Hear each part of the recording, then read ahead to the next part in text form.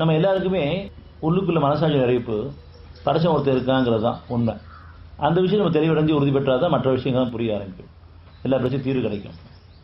எந்த மொழியில் எந்த மொழிகிட்ட கேட்டாலும் சரி, படைச்சவன் ஒருத்தனா 2 பேரான்னு கேட்டால் எல்லாரும் சொல்லுவாங்க ஒருத்தர் இருக்கான்னு சொல்லுவாங்க. அந்த மகாசக்தி உருவமானதா அருவமானதா அப்படின்னு கேட்டால் கடவுள் கற்பனைக்கு அப்பாற்பட்ட ஒரு மகாசக்தின்னு சொல்லுவோம். அருவமானவன் தான். அந்த கடவுளை யாரும் பார்க்க முடியாது, நம்ம பார்க்கலாம் கடவுள் கிடையாது. இந்த சத்தியம் தெளிவானாலும் கூட ஒவ்வொருத்தரும் ஒரு மதத்தில் இருப்பதன் காரணமாக அவங்கவுங்க இந்த சத்தியம் தெளிவானா கூட எதிரான ஒரு வாழ்க்கை தான் வந்துட்டு இருக்கும். படைச்சவன் ஒருத்தன் தான், அவன் அருவமானவன், கற்பனைக்கு அப்பாற்பட்ட மகாசக்தின்னு தெரிஞ்சாலும் கூட, தெளிவிருந்தாலும் கூட ஊரோட ஒத்து போகணும் அப்படிங்கிற அடிப்படையில் நம்ம எல்லாரையுமே நம்மளும் அந்த சடங்குகளை ஈடுபட்டுருக்கிறோம் சத்தியத்துக்கு எதிராக. அங்கே தான் குழப்பமான சூழ்நிலை ஏற்படுது. தெளிவடையாதவங்க மேலே குத்தம் இல்லை. தெளிவடைஞ்சதுக்கப்புறம் நம்ம திருப்பி பாதை மாறி போகும்போது அங்கே கஷ்டங்கள் மீது தொடர ஆரம்பிக்குது, முந்தைய விட அதிகமாக இருக்கும். இவ்வளோ காலம் நம்ம எல்லாருமே நிறைய பாவங்கள் பண்ணியிருக்கிறோம். அந்த பாவம் என்ன கூட தெரியாமல் பாவம் அனுப்பிக்கணும்னு சொன்னால் கோவம் வர அளவுக்கு, நான் என்ன அப்படி பாவம் பண்ணிட்டேன் அப்படின்னு சொல்கிற அளவுக்கு. யார் ஒருத்தரும் சரி, கஷ்டம் வரும்போது கொஞ்சம் பாவம் அனுப்பி கேட்போம் அப்படின்னு சொன்னால் கோவம் வந்துடும். நீங்கள் கொஞ்சம் பாவம் அனுப்பிக்கிறீங்க கோவம் வந்துடும்.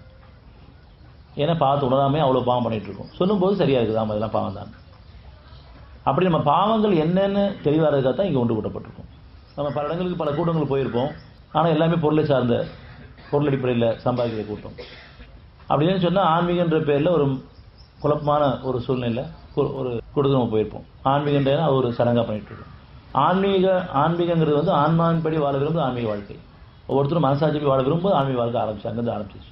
நம்ம போகிற ஆன்மீக வாழ்க்கைக்கு பயிற்சிகள் பல இருக்குது. அது எல்லாமே மனப்பயிற்சியில் உடற்பயிற்சி தான். அதுதான் ஆன்மீக வாழ்க்கை எடுத்துகிட்டு இருக்கோம். கண்ணை மூட்டு உட்காந்து பிரச்சனை தீர்ந்துருமான்னு கண்டிப்பாக பிரச்சனை இருக்க தான் செய்யும். பிரச்சனை தீரணும் அப்படின்னு சொன்னால் முதல்ல பிரச்சனை எப்படி உருவாச்சுன்னு பிரி தெரியணும். இப்போ நம்மள யாரும் பிரச்சனை இல்லாமல் இல்லை. ஆண்களுக்கும் சரி பெண்களுக்கும் சரி, சிறிதோ பெரிதோ மறைவாகவோ வெளிப்படையாகவோ பிரச்சனை இருக்குது.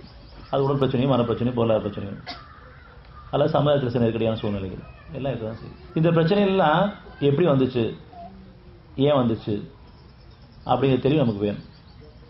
நம்ம எப்பயுமே நம்முடைய பிரச்சனைக்கு காரணம் நம்மளை ஒத்துக்கிறது இல்லை, நாம தான் ஒத்துக்கிறது கிடையாது. அதன் காரணமாக தான் அந்த காலத்தவணை ரொம்ப அதிகமாகுது. அந்த பிரச்சனை தீர்வுன்னு சொல்ல முடியாது, பிரச்சனை அதிகமாகிட்டே இருக்குது.